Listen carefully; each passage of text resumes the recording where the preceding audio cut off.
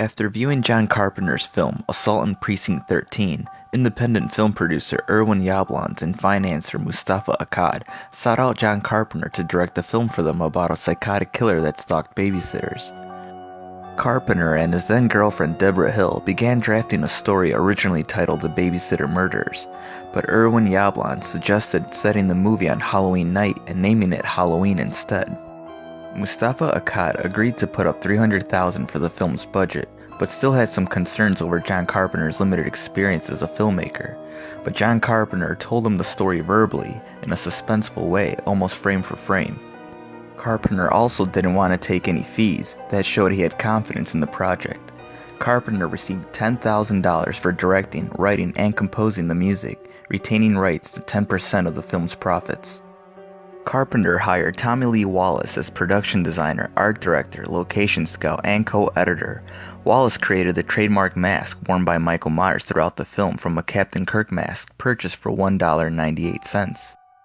The original mask was a Don Post Emmett Kelly smiling clown mask that they put frizzy red hair on.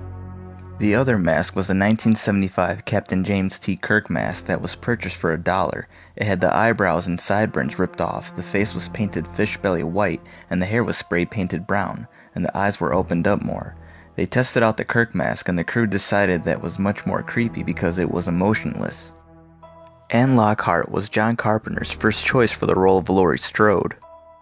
John Carpenter hired 19-year-old Jamie Lee Curtis, who was on hiatus from her show Operation Petticoat, as the ultimate tribute to Alfred Hitchcock, who had given her mother, Janet Leigh, legendary status in Psycho. Jamie Lee Curtis earned $8,000 for her role in the movie.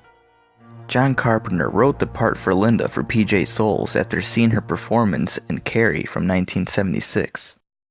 P.J. Soles was dating Dennis Quaid at the time of filming, so John Carpenter and Deborah Hill wanted to cast him in the role of Bob. Unfortunately, Quaid was busy working on another project. John Carpenter approached Peter Cushing and Christopher Lee to play the Sam Loomis role that was eventually played by Donald Pleasence, but both turned down due to the low pay. Lee later said it was the biggest mistake he had ever made in his career. Nancy Kyes was cast as Annie Brackett. Many people played the role of the Shape, otherwise known as Michael Myers, including Nick Castle throughout the film, Tony Moran during the unmasking by Laurie Strode. Tony was also the real-life brother of Happy Days star Aaron Moran. And stuntman James Winburn would also play Michael Myers. Donald Pleasence shot all of his scenes in under 5 days and was paid $20,000. All of the actors wore their own clothes since there was no money for a costume department. Jamie Lee Curtis went to JCPenney for Laurie Strode's wardrobe. She spent less than $100 for the entire set.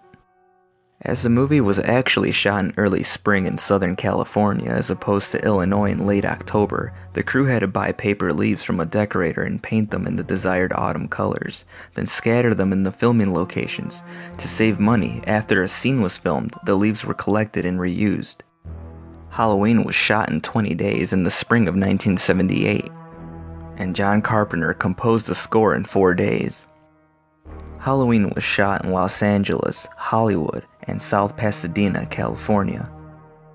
Halloween premiered on October 25, 1978 in Kansas City, Missouri, and sometime afterward in Chicago, Illinois, and in New York City. It had its Los Angeles debut on October 27, 1978.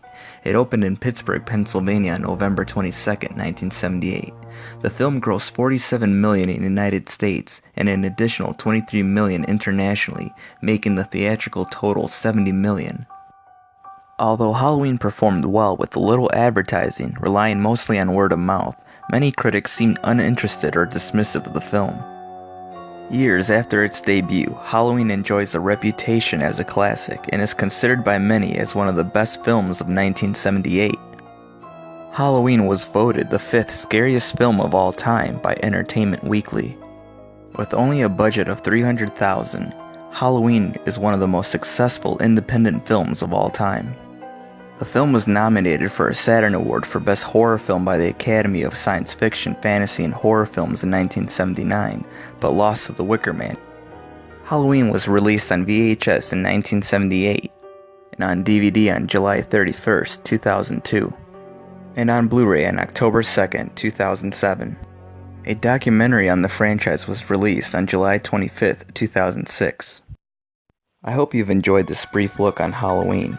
Join me next time as we take a brief look at Halloween 2.